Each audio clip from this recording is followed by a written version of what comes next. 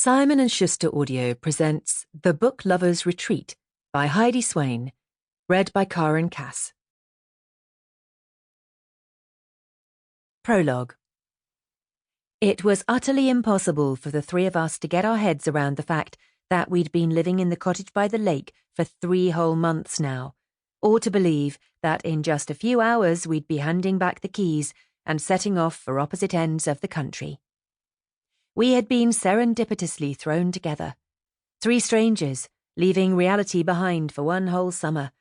But now we'd got our lives working exactly how we wanted them to, and we were ready to face the future, armed with our fresh starts.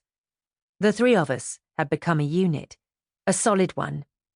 Our shared trauma and soul-searching had pulled us together during our 3-month journey, and consequently we had formed a bond which we all knew would last for life. Unshakable and unbreakable, Carefree Rose had said the night before as we sipped chilled champagne by the campfire next to the lake. When she'd arrived, Rose had maintained she was just along for the ride, but between us, we had scratched off the surface of the veneer she had coated her life in and discovered someone sweet, vulnerable and lost, floundering beneath. Now she had a life goal and a plan as to how she would achieve it. She was still the most outgoing and laid-back one out of all of us, but she no longer used her up-for-anything attitude as a smokescreen.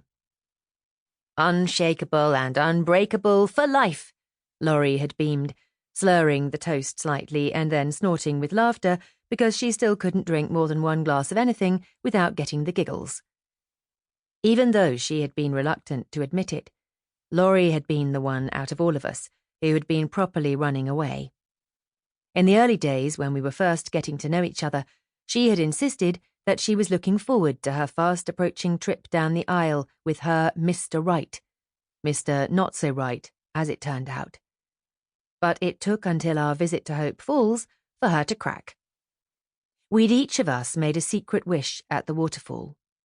Rose and I had been happy with ours, but Laurie had burst into tears and confessed between sobs that she had wished for something to happen which would enable her to break off her engagement without upsetting anyone.